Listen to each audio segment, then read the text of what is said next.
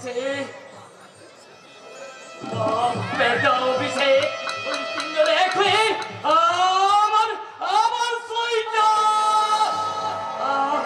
আমার মাথার পিছনে বলছে আমি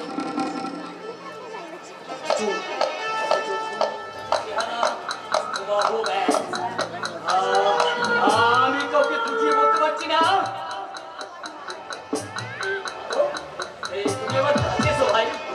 আমার ডাক্তার জামাই বাবু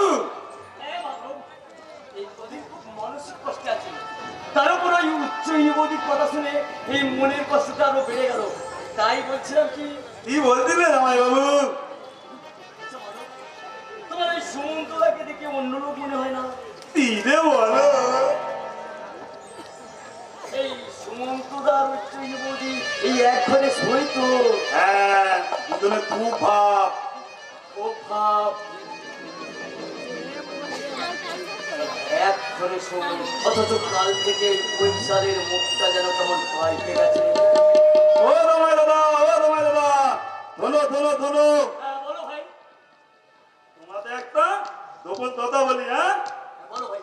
উজ্জয়িনী বৌদি সবাই সামনে সুমন্তদাকে তুমি বলে, আর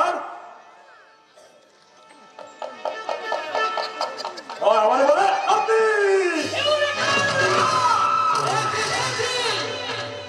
পেতো তাহলে ধরো ধরো ধরো। বলো ভাই। তুই বাড়ি হে মত মত, তুই বাড়ি বাড়ি হে মত মত, তুই বাড়ি হে মত।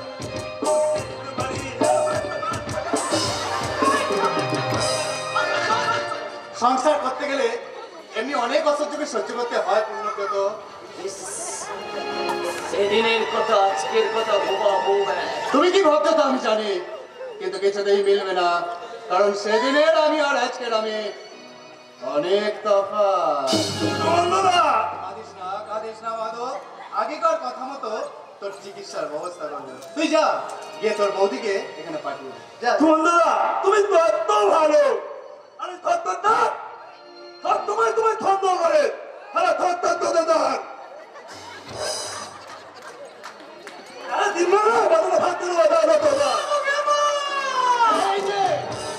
কালকের ঘটনার পর থেকে দেখছি তোমার মেজাজটা কেমন টক হয়ে গেছে।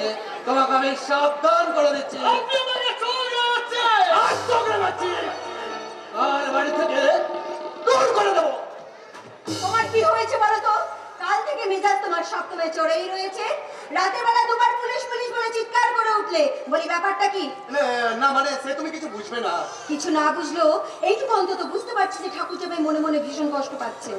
অথচ আগে তুমি ঠাকুরজামাইকে কত ভালোবাসতে। তুমি ঠাকুরজামাইয়ের কাছে এক্ষুনি ক্ষমা চেয়ে নাও।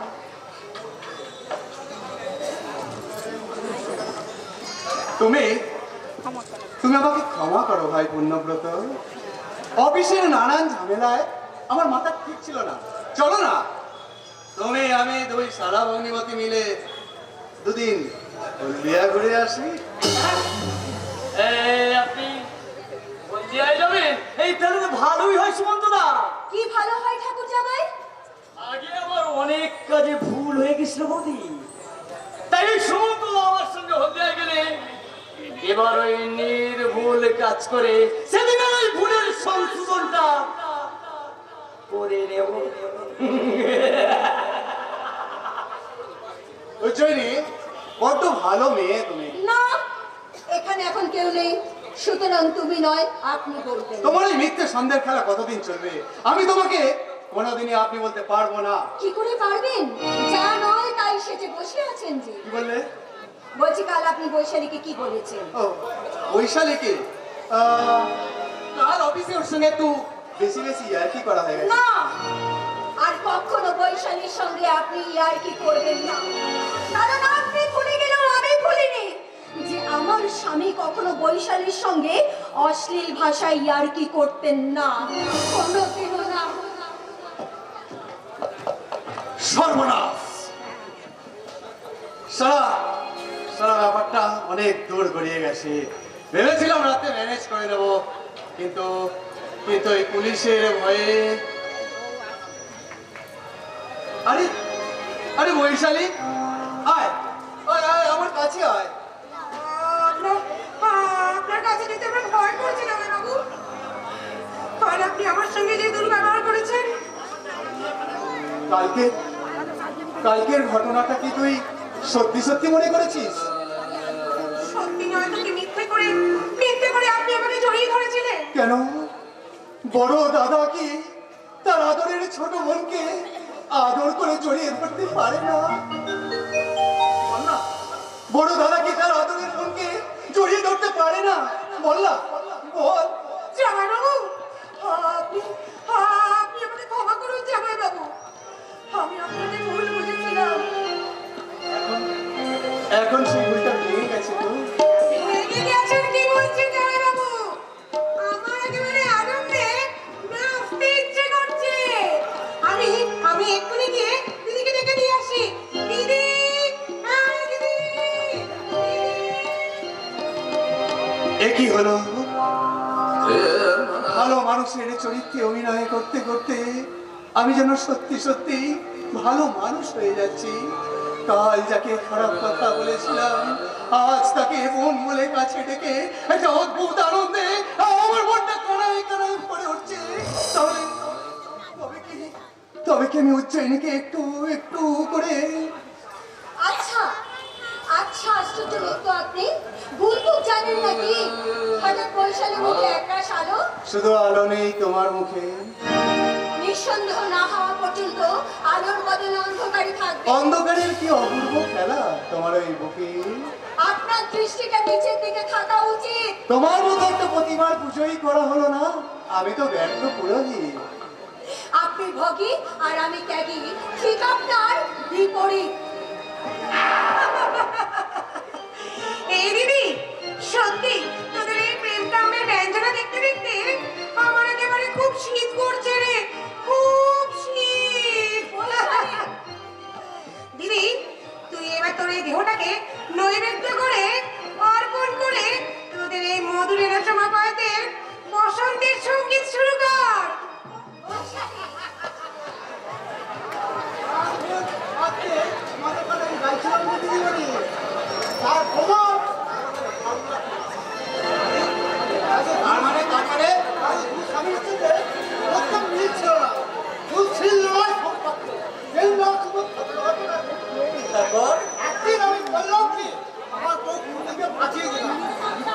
তারপর আমার বউ দুরানি আশা করে শাড়ি পরে আজকের নরম মেরে তাদের জীবনকে পৃথক করে দিল। আমার কাছে হয়ে গেলে আর কিন্তু সে হয়ে গেলে দুজনে নাচ গাচ্ছে শুরু দিল।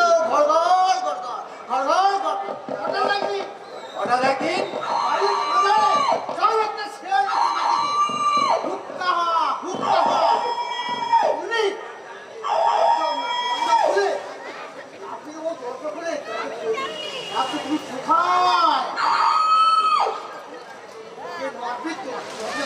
কোথায় বলছে ভয় নেই, আমি এখানে। আপনাদের অমঙ্গল হয়ে গেছে।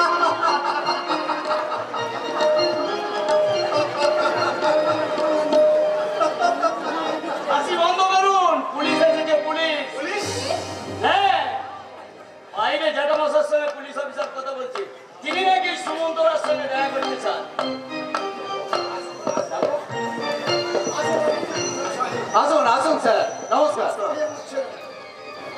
আমি আপনাকে কয়েকটা কথা দিয়েছি। আপনার নামটা কি বলুন তো? বিখ্যাত শিল্পপতি অংশমান চৌধুরীর একমাত্র ছেলে সুমন্ত চৌধুরীর নাম আপনি শোনেননি? মাফ করবেন, আমি এখানকার থানায় নতুন এসেছি তো, তাহলে চলুন না একটু পরিচয় করতে। আচ্ছা আচ্ছা, তাহলে চলুন আমার ওই ড্রয়িং রুমে বসে চা খেতে খেতে কথা বলা যাবে। আচ্ছা, আপনার দ্বিতীয় কোনো নাম আছে? না না সাহেব, আমার ছেলের একটাই নাম। আচ্ছা, আপনি গীতা নামে কোনো মহিলাকে চেনেন? গীতা? গীতা নামে কোনো মহিলাকে আমি চিনি না, তবে হ্যাঁ, গীতার চণ্ডী এক সময় আমার সঙ্গী ছিল। তার মানে? তার মানে এই সুমন্তরা কিছুদিনের জন্য এই সন্ন্যাস ধর্ম গ্রহণ করেছিলেন কিনা? জামাইবাবু তো এখন রীতিমতো সংসারী। কি রে দিদি, বল। বাবা রয়েছে, যা বলার উনিই বলবেন। সাহেব, আর কিছু আমার বলার আছে? আপাতত কাজটা তৈরি। তাহলে চলুন আমার ড্রয়িং রুমে বসে চা খেতে খেতে কথা বলা যাবে। চলুন চলুন। ওকে।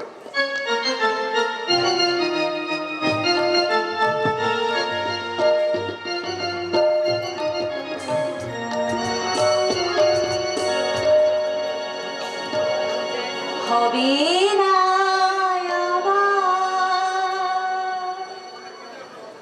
দুঃখের ঘরে সুখের প্রদীপ জ্বালা নিঠুর নিয়তি ভেঙে দিল বাঁশি হয়ে গেছে গালা হবে না আমার চোখের ঘরে চোখের প্রদীপ জ্বালা নিঠুর নিয়তি ভেঙে দিল হায় বাঁশি হয়ে গেছে গালা হবে না আমার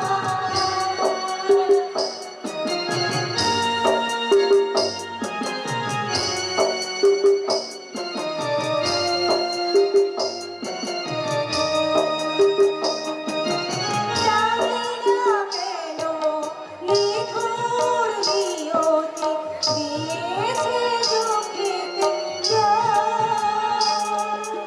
কোন সে জনম করেছি যে পাপ, পেয়েছি তার প্রতিদান।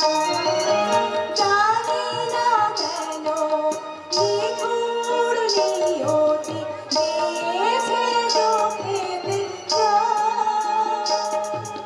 কোন সে জনম করেছি যে পাপ, পেয়েছি তার প্রতিদান। হবে না আমার চোখের ঘরে সুখের প্রদীপ জ্বালা নিঠুর নিয়তি ভেঙে দিল হায় বাঁশি হয়ে গেছে গালা হবে না আমার চোখের ঘরে সুখের প্রদীপ জ্বালা।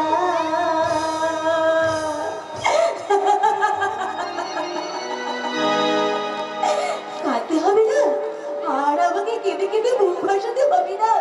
আমার দুধের ছেলেটা জুতো পালিশ করছে বলে আর আমাকে কেঁদে কেঁদে মুখ ভাসাতে হবে না। পেয়ে গেছি আমার মুক্তির পথ, আমি ঠিক পেয়ে গেছি। আমি পেয়ে গেছি। হয়তো হয়তো মা গঙ্গা তত্তর করে বয়ে যাচ্ছে। ওই গঙ্গার জলে ঝাঁপ দিয়ে আমি আমার জীবনের সমস্ত জ্বালা যন্ত্রণা জড়িয়ে নেব। কেউ যেতে পারবে না, কেউ যেতে পারবে না, কেউ না, কেউ না, কেউ না।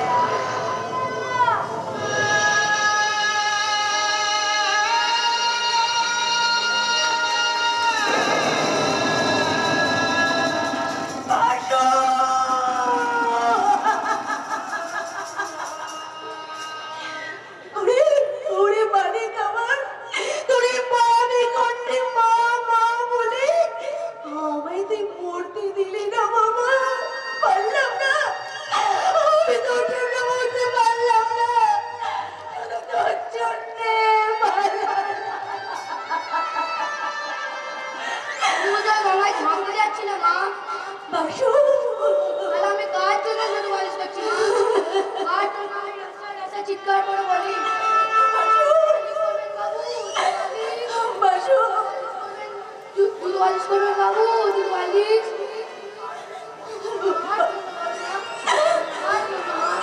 না না বাবা না, আর আমি মরার কথা বলবো না বাবা, আর আমি মরবো না। আমার ভুল হয়ে গেছে বাবা, আমাকে তুই ক্ষমা করে দে। আর আর আমি মরবো না, আর আমি মরবো না বাবা, আমি আচ্ছা বাসু, সেদিন যে তুই দুটো পালিশ করতে গিয়েছিলি, সেই বাবুর সঙ্গে তো দেখা হয়েছিল। সেই বাবুটার সঙ্গে আজও তোর দেখা হয়েছিল? না মা, আমি সেখানে দাঁড়িয়ে কতবার ডাকলাম বাবু বাবু, কিন্তু বাবুর দেখা পেলাম না। বাসু, জানো তো মা, সেদিন বাবুকে দেখে আমার মনে হচ্ছিল কি মনে হচ্ছিল বাবা? লোকটা যেন আমার কত চেনা, কত আপনজন। বাসু, আমার বাবার মতো। বাসু, বাসু, ছেলেটা আমার কাঁদতে কাঁদতে চলে গেল কেন? তবে কি ওই বাবু আমার বাসুকে খুব ভালোবাসে, অথচ সব থেকে যার বেশি ভালোবাসার কথা ছিল ওই পল্লব। না না না, ওই জানোয়ারটা নাম আমি মুখে আনবো না, ওর কথা আমি ভাববো না, ওর কথা আমি আর ভাববো না, ভাববো না। কথা ভেবে কোনো লাভ হবে না মাইরি। একে, আজ থেকে তুমি নতুন কথা ভাবো, একে, নতুন কথা। আপনি কেন এখানে এসেছেন? এই আমার কথা কেন এসেছেন এখানে? কেন আসবো না গীতা? তুমি তো জানো যেখানে ফুল সেখানেই মৌমাছি। ছি ছি ছি, এই কথাটা বলতে আপনার লজ্জা করছে না? মৌমাছি করে কেন গুনগুন, কেউ জানে না। ফুলের মধু না পেলে তো মন ভরে না, ভরে না। ও ভগবান কইনি কখনো বলবেন না।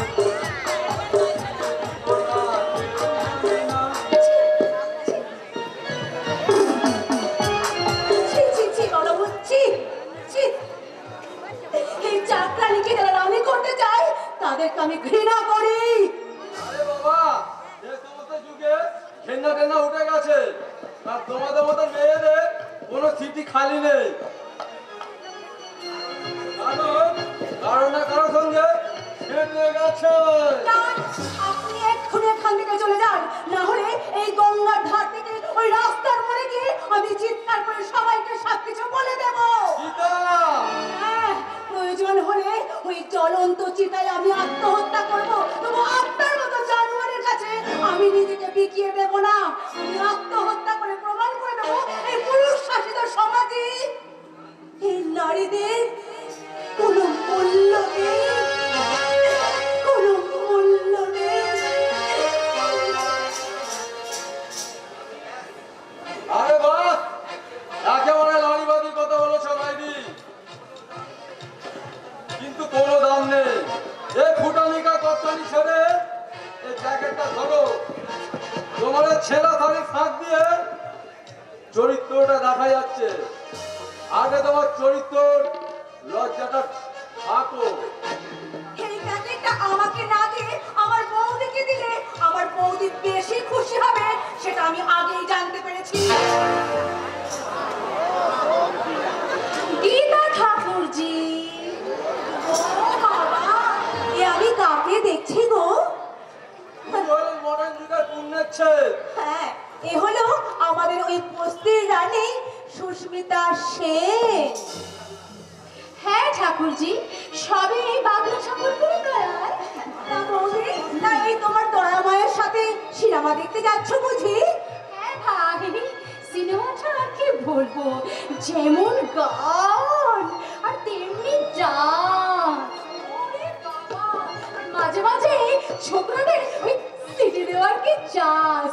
তাই বলছিলাম কি ঠাকুরজি, তুমি বাবলা ঠাকুরের শাড়িটা যেটা এনেছে না, সেটা পরে নাইট স্যুট ছবিটা দেখে এসে বুঝেছ, তোমার কপাল ফিরে পাবে। তোমার এই খুলে যাওয়া কপালে আমাকে না হয় আধখানা ভাগ দিও। নো, আধখানা কেন, তুমি পুরোটাই পাবে। তুমি মনের সুখে হাসবে আর চোখের সুখে ডান্স দেখবে আর বলবে লা লা লা লা, ऐसी हूँ लैला, हर कोई चाहे इतना अकेला।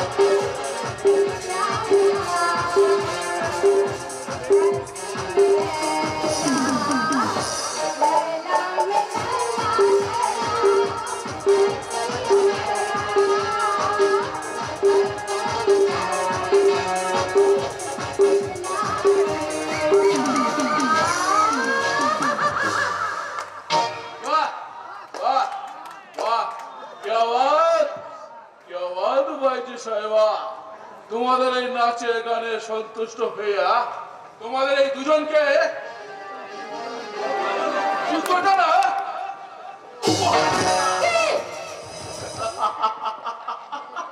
এই এই শুয়ারের বাচ্চা এই রাস্তা কেটে বস নালে তোদের দুজনের তারাই করছে না মঞ্চ বরাবর পালিয়ে চলো এখান থেকে, পালিয়ে চলো।